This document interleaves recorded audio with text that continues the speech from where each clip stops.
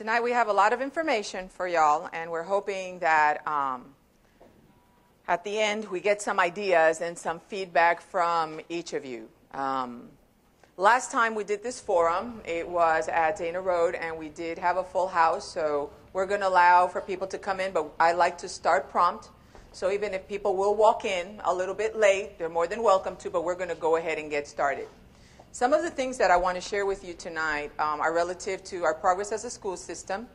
Then we're going to talk a little bit about our needs as a school system, and then we're going to dive into a couple of questions and feedback.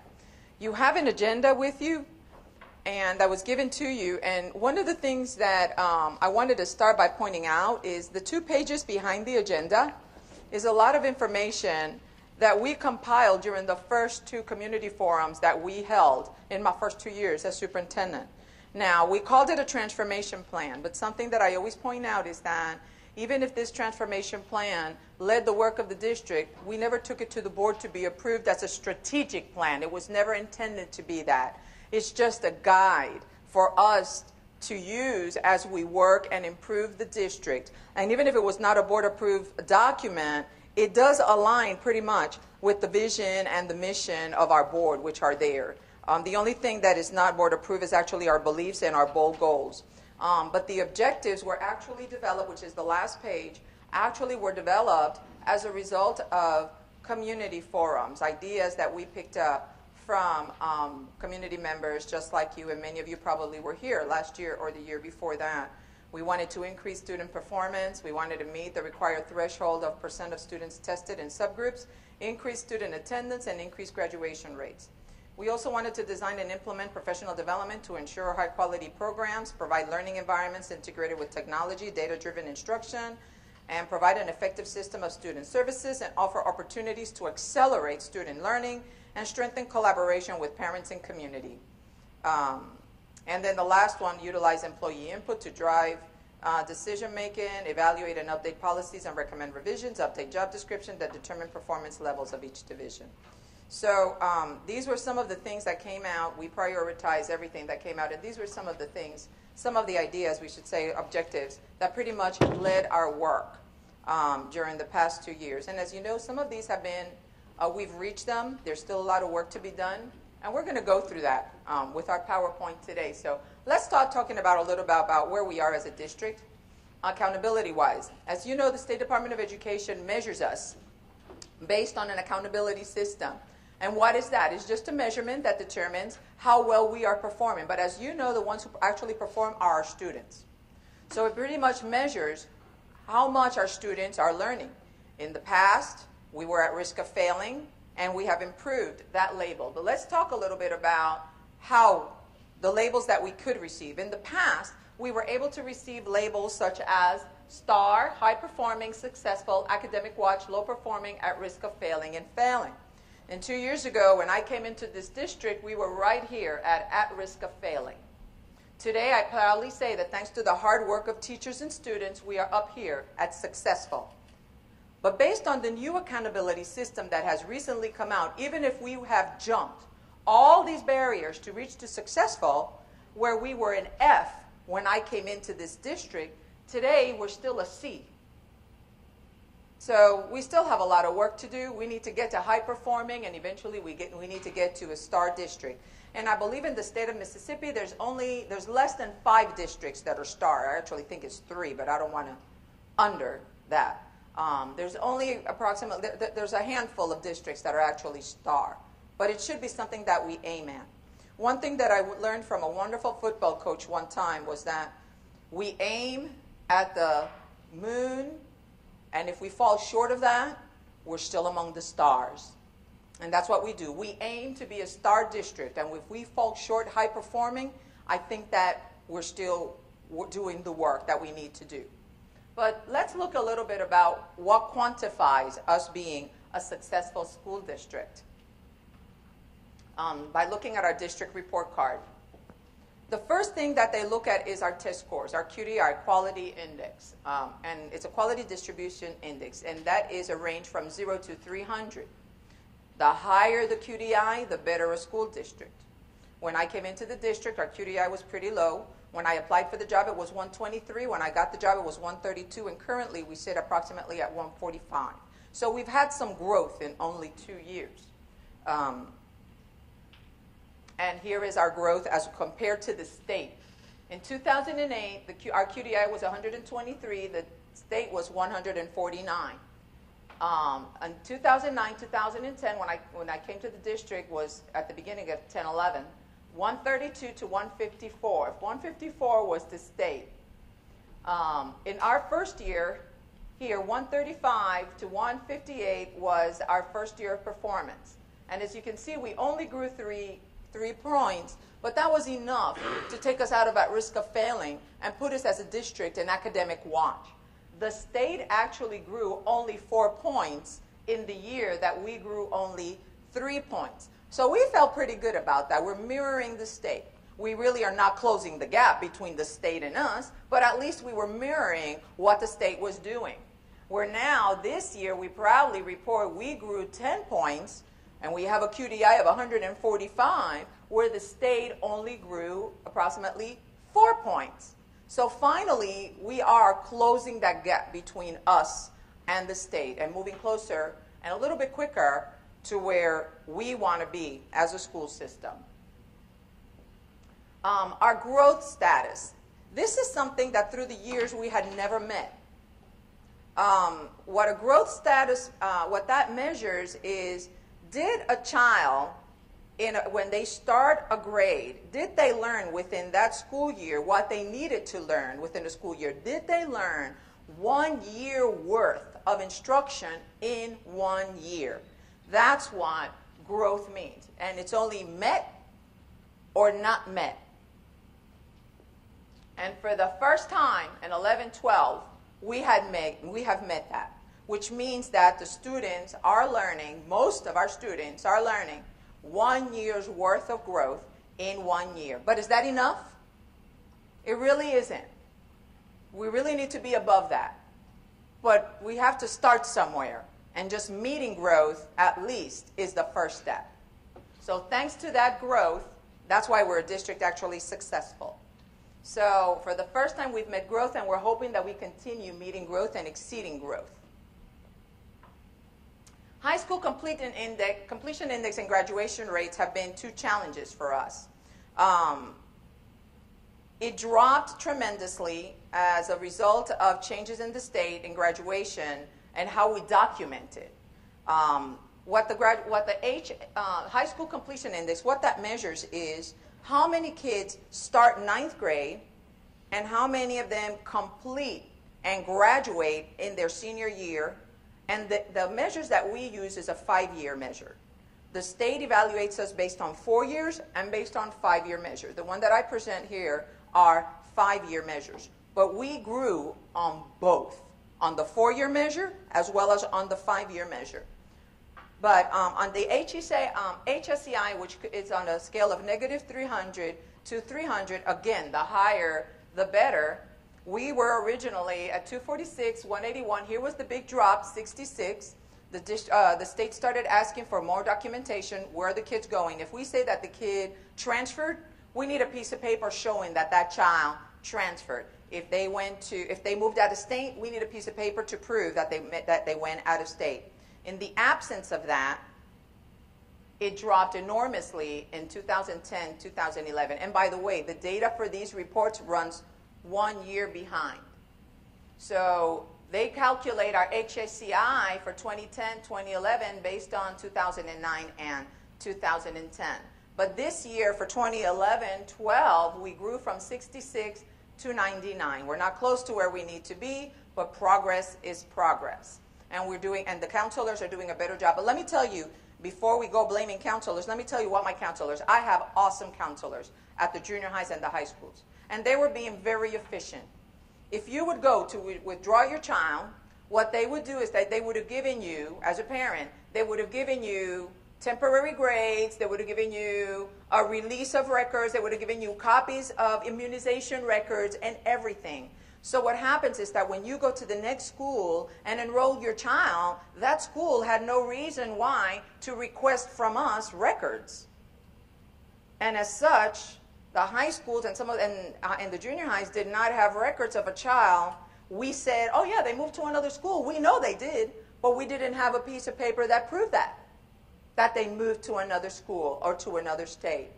Now, I told the counselors they needed to be efficient, but not facilitate that.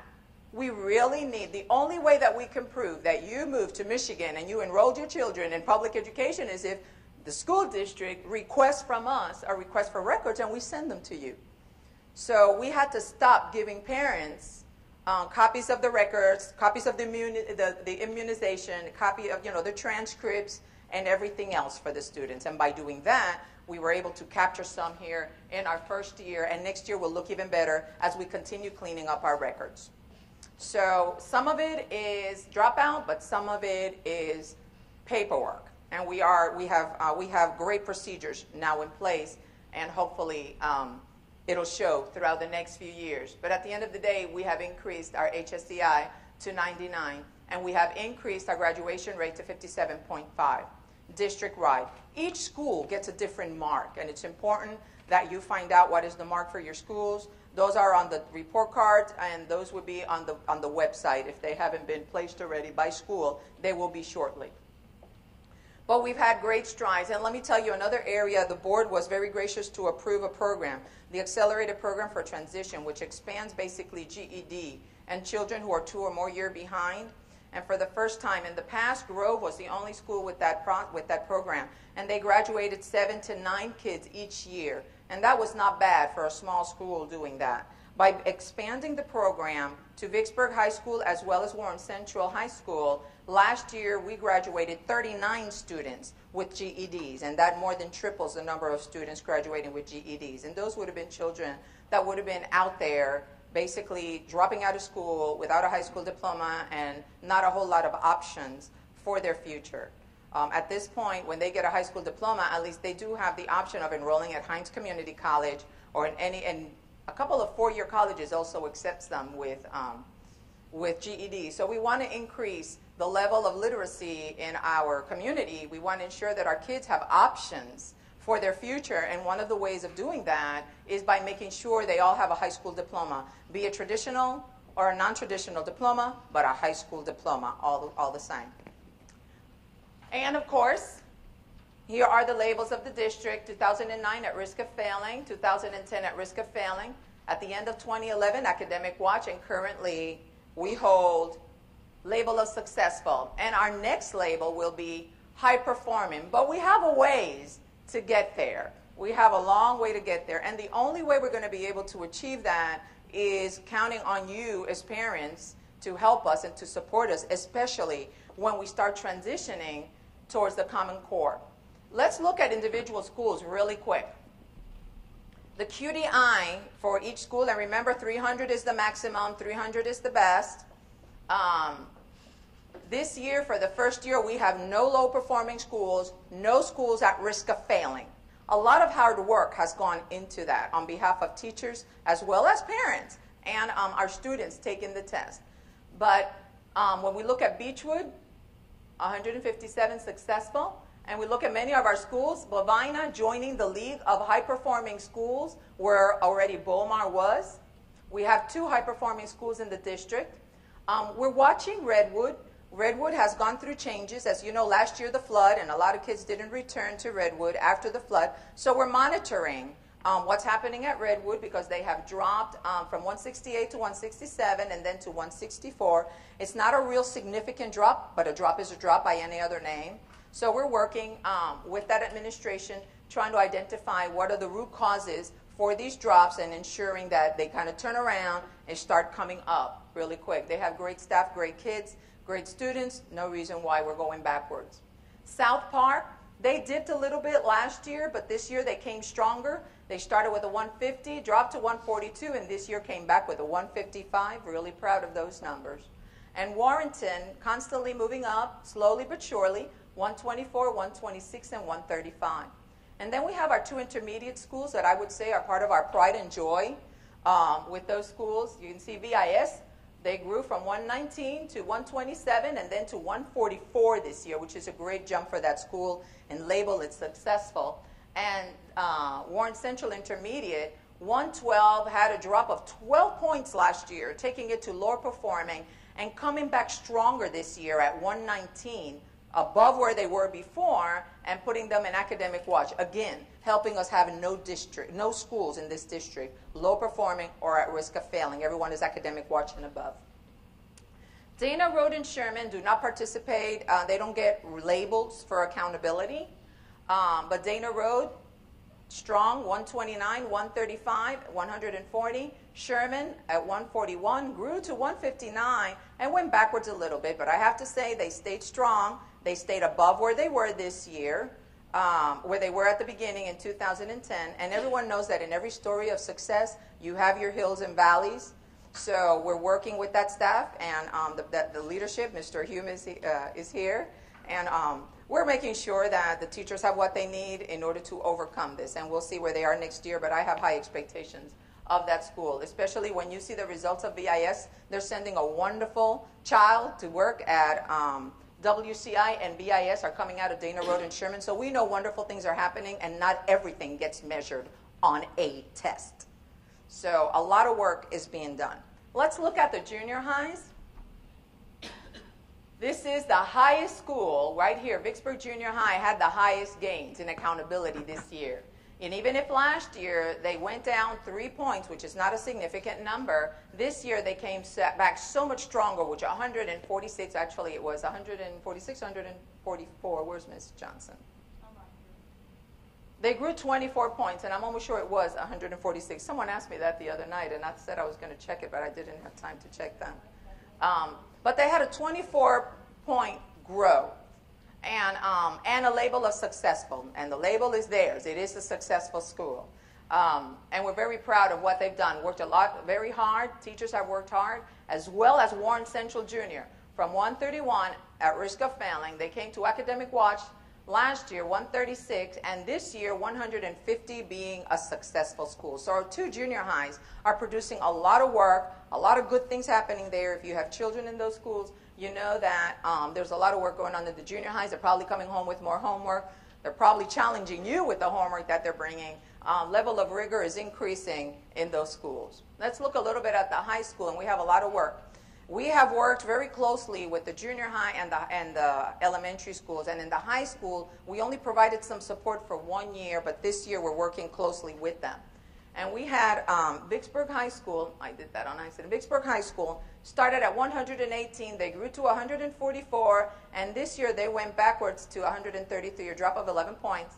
And Warren Central High School from 154 went up to 179 and backwards to 162. The good part is that this number is still above where they used to be in 9-10, so they're still ahead of the game, but there were some changes in accountability, tests that counted and didn't count. For example, for this label right here of 2010-2011, the science test did not count towards QDI, where in the previous year, all tests counted in this number. Here, science was a brand new test, so it did not count. But English, math, and social science did count. In this number right here, last year's testing, science did count, but social science did not count. Math and science counted. So again, we don't have apple-to-apple comparisons. Every year we have one test that's not counting for the past 2 years. Hopefully the following year, when all tests count and everything goes towards the QDI, we'll really see where the high schools sit. But we are working to make sure that what happened here in this drop, when the science test finally counted after not counting 1 year, we're making sure that we put some things in place with social science so that that does not happen, and try to keep our schools all at a level of pride. And that is pretty much our accountability. Let's look a little bit at the needs of the district. And this is the area where we really need a lot of help from you as parents and community members, especially when we're looking at a time of Common Core state standards. And I don't know how many of you have already come to the meetings about Common Core state standards. And if you haven't, I know we have one more scheduled for elementary schools tomorrow at Dana Road at 6 o'clock. And I invite you all to attend because it's really important that you stay up to date with what's happening and the changes going on in our schools. And one of the important things about Common Core is that it increases the level of rigor in the classroom. In other words, the things that some of the items that are in our curriculum right now under Mississippi Framework, and they're in second grade or third grade level, when we move towards Common Core, and the kindergarten, first and second grade teachers are feeling a little bit of this already, we are teaching second grade and third grade level work in kindergarten and first grade. That's a change in rigor. And it's not that the teachers are slacking off for the past few years. They're teaching Mississippi frameworks, is what we've been telling them. You got to teach to the frameworks. Mississippi frameworks is the minimum standard. It's the minimum a child should learn at the end of each school year. Those are the minimum standards per grade, per core subject. Well, with Common Core standards, those minimum standards rise, and not by a little bit, by a lot. And Ms. Johnson is going to talk a little bit about that during her Common Core meetings. As a result also of adopting Common Core state standards also comes the responsibility of getting books that align with the standards. So this last year, at the cost of $1.2 million, we actually got books that align for English, language arts, and reading that align with Common Core state standards. And we didn't even buy all the technology that come with these books. We bought some basic things for the teachers to use, but we need to provide some resources to the teachers. But we did not buy everything that comes with a textbook. And still, it was a textbook adoption of $1.2 million. And coming this year, we're looking at mathematics, and we have to adopt books for math. Because if not, what we're using as a tool to teach kids does not align with what we're supposed to be teaching, and we can't have that. We need to make sure that the tools that we're using in the classroom align with the curriculum, and that our curriculum aligns with Common Core state standards. And that's why it's so important that the parents are involved in helping us. There's going to be a lot of things that are going to have to be done at home to support the work that the teachers are doing in the classroom, because the teachers cannot do it by themselves. It is impossible for them to catch up with the gaps that exist between frameworks and standards, plus the gaps that many of our kids already come from home. So there's going to be a lot of work that we're going to count on parents and community members to help us with. And part of those gaps are those two-year differences that we just spoke about, changes in curriculum. Also, with the new requirement of ensuring that students are career and college ready, and this is a requirement from the State Department of Education with career and technical ed, some of the things that we're looking at is making sure that students have career plans when they enter the 9th grade. The State Department of Education requires us in the 8th grade to develop pathways for the students to follow. No problem. We're starting to do some of that. But the problem is, that's a little bit late. If you have an advanced child, are we going to really wait to start them on high-level math and high-level science or honors classes in 9th grade? We believe that these pathways really need to be developed in the 6th grade, especially us, because we are pioneers with our Scholastic Academy. And we need to identify the kids that go into the Scholastic Academy. And the only way by doing that is based on kindergarten through 5th grade work, as well as 6th grade work, and identifying the high-achieving kids, the kids who have something to offer in certain areas, and then placing them in Scholastic Academy or other academies that we will develop. But we need to start identifying those pathways in the 6th grade so that we can start them early on in advanced classes. And, you know, we have a lot of kids that maybe they're good in math, not as good as English. So we should start them in math pathways early on in their career. Or vice versa. We have a lot of kids who are great readers, and we should start them in honors classes early on in the junior high, not waiting until the high school. It would be a great problem to have the need for more honors teachers and AP teachers in the high school. That would be a great problem for us to have. We're looking forward to that. We also need to expand the offerings in fine arts. Any of you, did you go to the mall? Did you see our showcase? Well, then you know we have wonderful talent, not only in instructional areas, also in the areas of fine arts. We have kids who can draw, and it's really sad to say that sometimes when you work into our bathrooms and into our stalls, I want to put canvases there because the artwork that some of those kids do is amazing. Some of it you don't want to read. But some of those drawings, they are amazing drawings.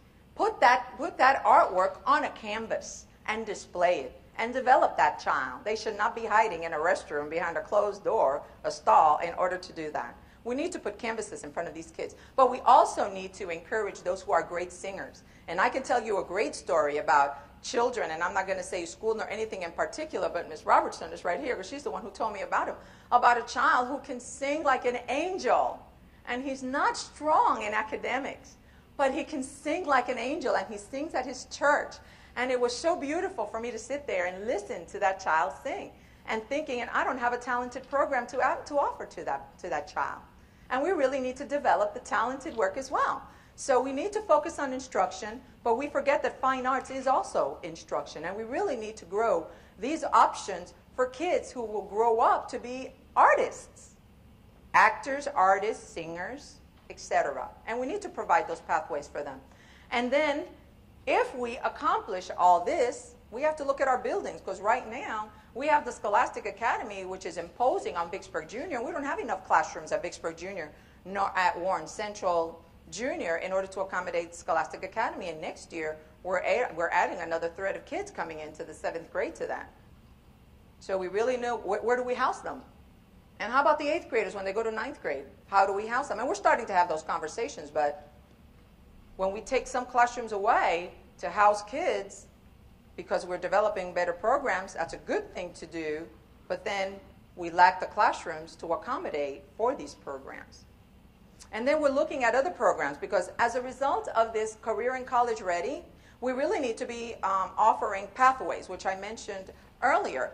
But we need to open some academies, and we're lined up to open a robotics academy in January, and that will open at Warren Central High School. It is not limited to those students only. We will work with the students from Vicksburg that are interested in attending, because we only have one teacher. The state only gave us one teacher, and because the robotics team is at Warren Central High School, we're going to put the program there, the academy there, but we will go and recruit from Vicksburg High School to go to this academy. And then what we're looking for also is we're looking at a technology academy in a partnership with ERDIC, and that's going to be a great endeavor where the students go during the day to our school to get their English and their science, you know, their basic courses, and then they go for their STEM courses. They're going to go on board, like they go to Hines, they would go to ERDIC. Now we're still in planning stages of this one, and we're identifying funding before we bring a proposal to the board. But we have already an existing partnership with ERDIC that would allow us to do some of that. But the way that we're trying to do it is a little bit more ambitious, because we're trying to mirror a partnership, a dual enrollment partnership. And that academy will probably be then at Vicksburg. If Warren Central gets the robotics, which they will, then we're going to look at the STEM academy at Vicksburg High School, and then we'll allow kids, again, a little bit of crossover, because we have to. We cannot penalize a child and not allow them to go to an academy where the academy is set until we can possibly, if we have enough kids at both schools, maintain the academies at both locations. So that's what we're looking at. And we're looking at many other possible academies, one for technology as well. And we have to go slowly, because I work with the state in giving me the teaching units so that it's not an extra burden, financial burden on the district.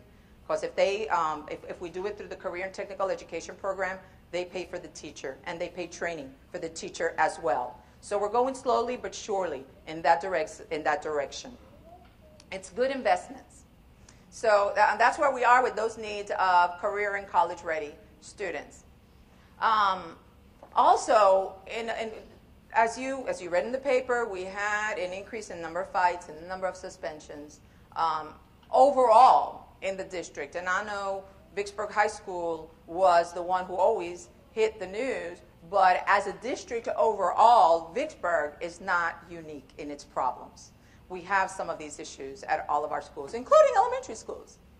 Because some people say, well, not at the elementary schools. And I said, yeah, we do. Yes, we do. Yes, we do. So one of the things that we look at is the needs of the students. And right now, Grove Alternative, Grove Non-Traditional, does a great job in transitioning kids. And what we have done with the permission of the board is that we assigned a permanent behavior intervention specialist and a social worker at Grove Street. So when a child is assigned to Grove Street, we take care of the needs of the child. They go through social services to identify what are some of the needs they might have at home, you know, fill in those gaps. As the kids say, hook them up with services, you know. We make sure that we facilitate conversations with community members if they need food stamps, you know, anything that would be relative to social work. And we also have a behavior intervention specialist that works on a plan to modify these students' behavior, because one of the biggest complaints that we got from the community last year when these episodes were occurring at the schools is that we are a revolving door. Kids just come in and out, in and out, in and out. So they get suspended, they go to Grove, and they go back to the school, and they get suspended again, they go to Grove, and you know what? When we looked at it, pretty much, yeah, that's what we were doing. That's what we've done for 20 years. That's what we were doing. So this year, we did something different. Before a student returns to their home school, they have to have a plan, an intervention plan in place for their behavior, and they have to have worked with social services to ensure that the child is taken care of, so that we try to modify their behaviors and modify their conduct so that they come back to their home school, they stand a better chance of being successful. Because that's all we want. My teachers want to educate the children. They don't want to throw out one or two. They want to educate all the kids. But they can't do it if one child is being way too intrusive of their time. So we really need to help them by putting things in place. So by the time that child returns, when they're ready to return to their school, they should come with a behavior plan, and they come, hopefully, social services has taken care of some other areas of the child. But we still need to consider an alternative to Grove. And I'll tell you why. At the end of the day, we know that students many times do not function well in large settings. You know, many kids function better in a small school setting at a 20-to-1 ratio. And our high schools are definitely not a 20-to-1 ratio. Neither are our elementary schools. So we really need a site where students who have gone back to school, back to Grove, back to school, and back to Grove. And at what point do you say how many strikes, that's it? But we don't want to put them out on the street either. We really need a Grove kind of place where kids can graduate, do their whole high school, their junior high, as an alternative placement. And further, we need to expand our GED program as well, because right now we only have so many seats for that. So we need some alternative placements. And I'm picking your brain on that one because we don't have too much of a possibility of adding any more buildings right now. But I am working with members of the community and faith-based organizations to see if we can use classrooms. I know that one of our board members, Mr. Lavaza, facilitated conversations with a place downtown to see if we can use 2 or 3 of their classrooms and move a couple of programs there, maybe move the GED or some program there in order to open more space at Grove for kids who really, we know already, need to stay in a smaller school setting for them to be successful. So we're looking at alternatives within what we have, but at the same time I have to make you aware of what really are the needs, because those are the needs of our kids. We need to be able to maintain the number of SRO in our schools. You know, we've hired a couple more. We assigned 1 SRO. We already had 1 SRO to every high school, and we had 1 SRO shared between the 2 junior highs. This year, we have an SRO at each junior high, an SRO at each high school, and 1 at Grove. We never had an SRO at Grove. Being the non-traditional and the alternative school, we have 1 there this year, and that's working out really good. We need to expand our peer mediation program, which is a program in which students come in and they talk problems in front of other students. And what we're doing is trying to teach kids the ability of solving problems. Not everything has to be taken to fist and cuffs. I think that there's so much potential out there. Kids need to learn how to talk. They also need to learn that I don't need to like you. I just need to be able to go to school with you. We don't have an expectation that they're going to be liked or that they're going to like anyone. But there has to be an expectation that you can go to school and be harass-free and be not be picked on and not like someone, but be able still to receive your education and improve yourself. So those are the kind of things that we look for in peer mediation programs, kids talking their programs out. And then we need to strengthen PBIS, which is pretty much in starting stages, but we are reinforcing that. And then in order to prepare our students in a time of technology, we have a lot of ideas that we need to consider. Our schools are very, very, very poor when it comes to technology. We have hardly nothing, and we're asking our teachers to accelerate the learning of kids. We're asking them to implement Common Core, increase the rigor, do better on everything. And we are adopting books that require technology in the classroom that we really don't have, not at every school. Some schools have received some extra money, and we've been able to put many Promethean boards and buy computer labs and things like that and be able to enhance the schools. But there are many schools in our district that do not have the required technology. So we need to consider that. And we need to consider, as we consider that, we need to consider a concept called BYOD. This was brought to me by a board member, and we think it's a great idea. And that stands for Bring Your Own Device. On occasion, as a school system, I might not be able to buy an iPad for every child, but maybe some of your children already have iPads at home, and you would trust them to bring it to school and use it in the classroom. We've been piloting a couple of classrooms throughout the district at different schools. We have it at Vicksburg High School. We have it at Warren Central High School. We have it in the APT programs at junior and high schools. And we have a couple of the teachers who have been working with different apps on the phone as well as on the iPad. And we're looking, is there the need for us to relook at our policies? I think many districts surrounding us have done already policy adjustments, and they allow their kids to bring their cell phones to class. Why? Because they can use them. They can use the apps. There's so many free apps out there that can be accessed through the phone. And some of our teachers already have been doing this, and very efficiently. And we know about most of them already. I know there are probably a few doing it that we're not aware of, but most of them have cleared it through us. And if we are going to ask, if I'm going to go to the board to ask for a change in policy, we better pilot it somewhere and see if it works or not. And I will tell you this, so far in the APT classroom, we've never had a cell phone stolen, because each one has to bring their own. And those that don't have it, we provide an iPad or a cell phone that's not attached to the phone. They only have the internet access, and they've been using this. And it's been very successful, and we've graduated, as I said, 39 kids with a GED using apps, because there are no books for GED classes per se. So the teachers have gotten very creative with these kids. And we have a couple of regular classroom teachers as well for social studies as well as mathematics that are using some of the technology available through apps. So should be this something. And when we talk when we do the talks here in a little bit, our table talks, those are some of the issues that I want you to talk to us about. Do you believe that there is any value in us even thinking about that before I bring it to the board to consider? Is there value in bringing the iPhones in? You know, not necessarily throwing out our policy, because if it's not being used for the reason that we're allowing them to bring it, they need to see consequences for their action. So it's not about throwing out the policy, but it's about revamping the policy. Is there value in that? Should we consider that?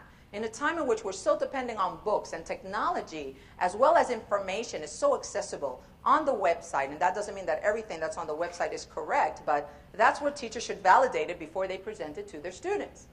One of the things that we're looking at that came out of the teacher forum is, do we really need to have these walls, these firewalls for teachers?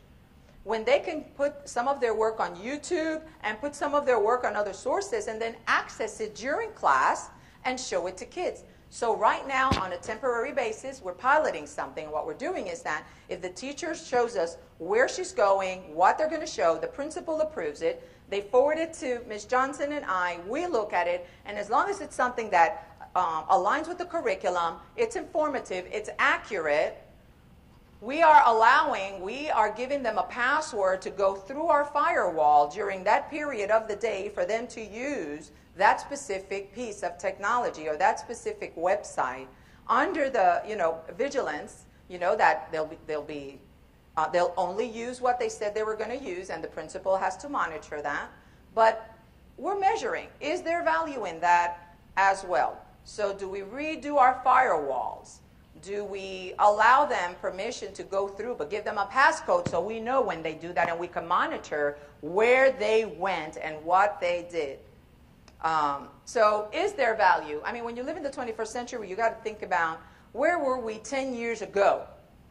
And that really takes me back to a time in which I didn't know that one day I was going to sit in front of my phone and FaceTime with my grandson, who doesn't live, he doesn't live in Vicksburg, but for that matter, he doesn't even live in the state of Mississippi. And I FaceTime with my grandkids through his daddy's phone and through their mama's phone. And I see my kids. And if you would have told me 10 years ago I was going to be reading books to my grandkids through a phone, I wouldn't have believed you. Now take that example and put it in terms of workforce for kids. The kids that are in high school right now, in 10 years, they're going to be part of the workforce. Do you know what the technology that they're going to need to know how to use 10 years from now? Do we know that? We don't. We don't know what that looks like, just like we didn't know 10 years ago where technology was going to be today. And we're not even close to that in the schools. But we're preparing kids to work in the future workforce that we don't know what it looks like. Because nowadays, and there is no shame in working at Burger King or McDonald's, but check their cash registers. Their technology. So you can't even go work at a fast food without a level of technology knowledge. And I'm fascinated by watching the people who work there just open that sucker out and put cables in and out and know how those machines work. And it's just amazing. So we're living in a time in which technology is a must. And we really need to look at, do we revamp our policies? Do we reconsider policies regarding iPhones? Do we allow kids to bring in their own devices if they have them at home? And that will ease the cost to the district of having to provide one for every school. But at the end of the day, when we move towards Common Core state standards, the knowledge that we have today is that all students shall be tested on a computer, and right now we don't have that capacity in our schools. Last but not least, we look at our aging facilities. And that's one of the challenges that this school district has had. And this precedes me, as you very well know. But every year, they just get older and older. And when you look at some of the athletic facilities, we've done some work on the field houses. We've done some work also in some of our physical plants. We've improved lighting. But when I don't know if you go to the football games, junior high or high school, and use those bathrooms. Have you been in those? Because it's embarrassing to me. But you know, everything costs money. So we need to look at our facilities. They're aging facilities. And we really need to take a look. And this is the area that brought about, when we talk about facilities and building an infrastructure for technology, and let me talk a little bit about that before I move off of it. The more technology we bring into the schools, let's say that we allow all the students to bring their own devices. Well, recently I learned, because I was complaining a little bit because when I went to some of the junior highs, Warren Central Junior High, for example, they're doing a great job in trying to put as many Promethean and smart boards as they can in the classrooms for teachers to use. The problem is they only have one plug in the classroom. So if they plug a Promethean board, they can't plug anything else. Well, leave it up to me to think, well, why don't we put more plugs? Well, it's not that simple. The problem is the power coming into the school cannot sustain all the smart boards, all the plugs that we would need to have smart boards as well as computers in our classrooms. And don't forget, I said earlier, Common Core state standards will be tested on computers. So this is a problem we must overcome. We don't have a choice. Every child needs to be sitting in front of a computer to take that test. So we have to overcome this. We have to seek some solutions quite quickly. But as I learned recently, the problem is not only electricity. It's also the infrastructure. It means that if, let's say that all the kids bring iPads. We don't need plugs in the wall, right?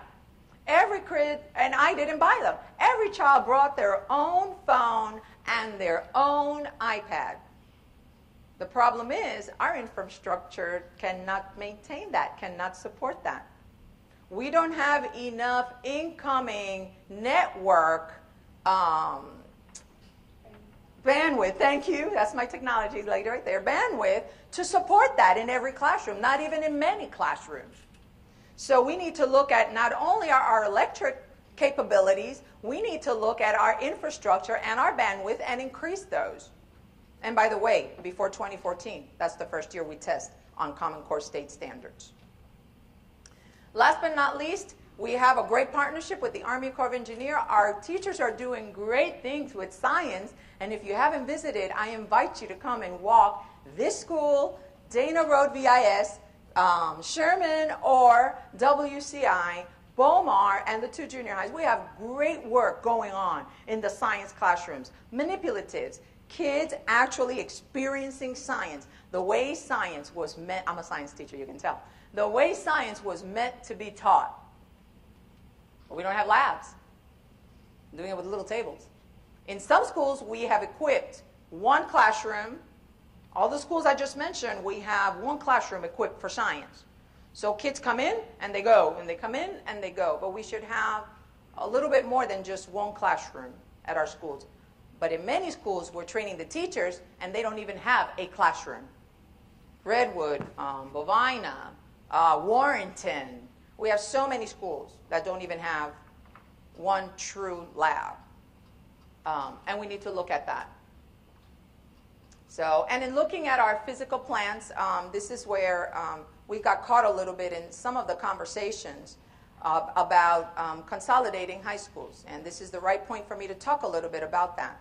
Because one of the things that I need to say, and I know there were some great reports in the newspaper, but as a district, and I speak for the board on this one, we don't have a position. We have not thought about a position. The board has not been debating on this issue because we have so many other things that we need to be taking care of ahead of time before we even broach that possibility. Now, that doesn't stop us from holding some conversations because the community asked me to make sure that we listen to some of their commentaries, some of their concerns, pros and cons, start having some conversations around consolidation. And we're not against having those conversations. We're not against the planning. Personally, I don't have a feeling one way or another. I'm not from Vicksburg. I don't feel it's my place either to make a recommendation before this board. I feel that whatever recommendation we place before this board needs to come from the community. But there needs to be a marked difference before we broach that. Number one, we need to be a district high-performing with two high-performing high schools. If our high schools are not high-performing, why consolidate two academic watch schools? We stand the risk of them taken away from us, and we don't want that.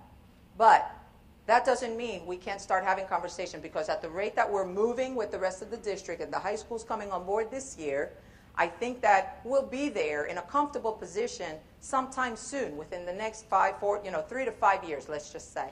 3 to 5 years.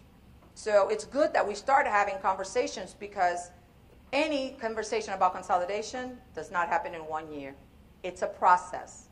Irrelevant if it takes place or if we choose not to take place, it's a good time to have some conversation surrounding them. And I think that if we're going to make that decision and the community is going to give us input, you need to be also informed of pros and cons about it. What are the good side? What are the good parts about it? What are the sad parts? We can't do it just for athletics and not consider instruction. As much as I cannot do it just for instruction and not consider athletics.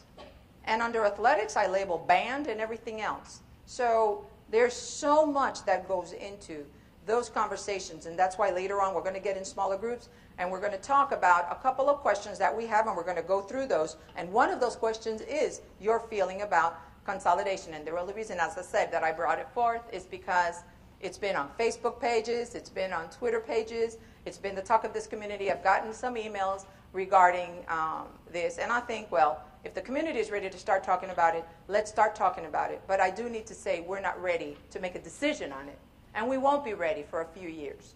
So as long as that's clear, we don't mind entertaining the conversation, and we don't mind listening and building a list. And we're going to make this list of pros and cons available. As soon as we finish building it, after this forum, we're going to make this list public. We're going to put it on our website.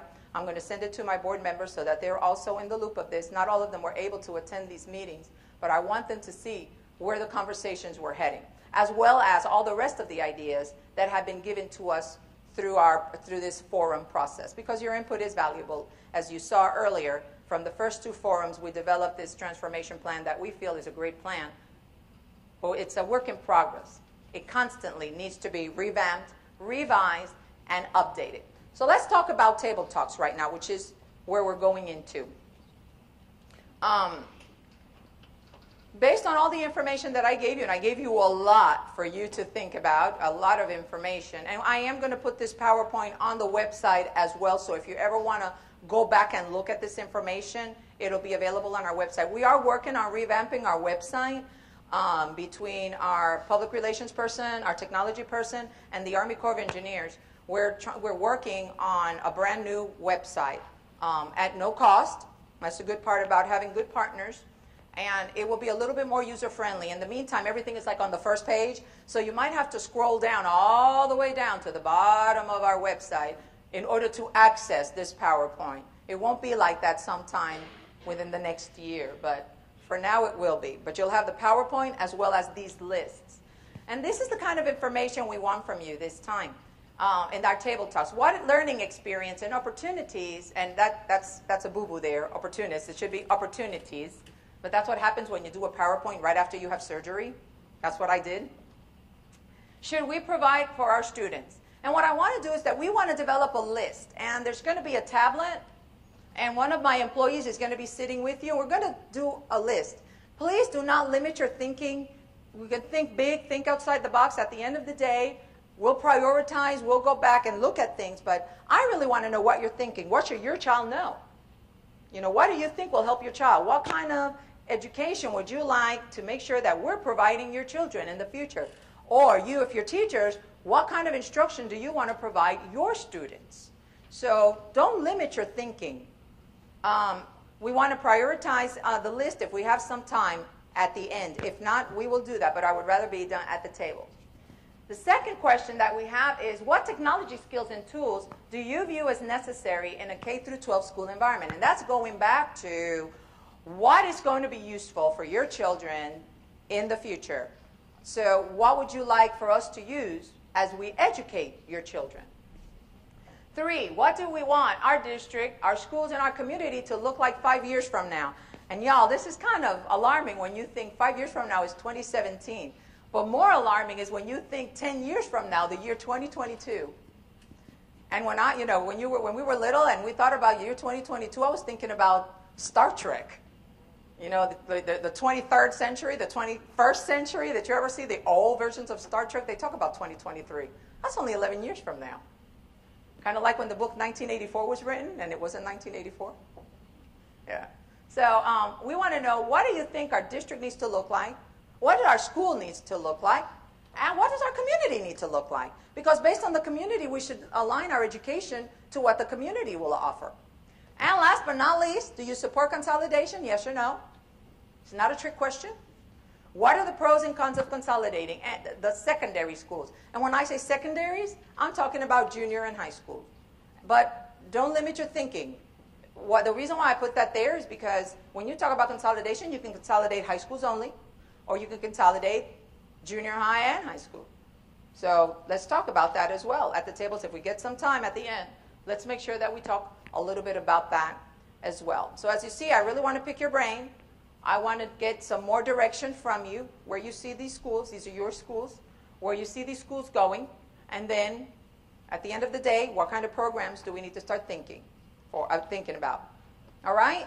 So I'm going to have my staff walk around with Post-it notes. Oh, and by the way, on this question, what we're going to do is that we're going to give you some Post-it notes to write the pros and cons, and then we're going to put them here, pros and cons, and that's how we're going to build a list. And then we're going to actually type it out and post it on the website. I am going to do that right now. And Mr. Pratt just very nicely reminded me to introduce my staff. The first time I introduced them, first time around, this time, don't ask me why, I just took the mic and I kept on going. But I think it's very important that everyone know the people who are here. And I'm going to start by introducing over here to my far left, Ms. Paula Johnson, Assistant Superintendent, Mr. Lum Wright, Administrative Assistant to the Superintendent, and we have Lynn Case walking behind them, and she's from the Curriculum Department. I have Dr. Michael Winters, Administrative Assistant. Over here is my Curriculum Department, and we have Nancy Roberts, and we have, and you know, I know first names, I don't know last names as much. Miss West. Oh, this is Miss Wilson. I know Miss Wilson. I already said Miss Robertson. And we have Tracy Gordon, Miss Gordon, and Miss Lott. We have Bubba Hanks, another administrative assistant. I have my videographer, Cedric Tillman. And I have my technology person, Karen Stamba. And I have Miss Susan Mandarino, one of my PR person, and Bethan Wade, my other PR person. And last but not least, I think it's very important to point out that tonight we actually have 3 board members in the audience. I'm pleased to have my board president, who has been to every forum we've held, Mr. Brian Patt. Today we're honored to have our Vice President of the Board, Mr. James Sturgis Jr., and in the back we have Ms. Zelmarine Murphy. And I thank the board members for taking time out of your busy schedule and being here tonight. Right after the board, yes. Now, to keep it here locally, we have Tanya McGee, who's the principal, our host principal here today, principal here at WCI, and Mr. Ray Hume, which is also our host here today, principal at Sherman. And in the back, we have Mr. Cedric McGee, who is our principal at Warren Central Junior, and their two precious princesses. And then and we have Ms. Rhea Judge, also here, assistant principal. And did I miss her? I'm so sorry. And we have our science person, Ms. Sybil Richmond. Did I miss anyone else? And of course, the most important part of today, we have many parents, students, and teachers, and we welcome your input, and my staff will approach you now. Thank you so much for being here, and at the end, we'll come together for some closing thoughts.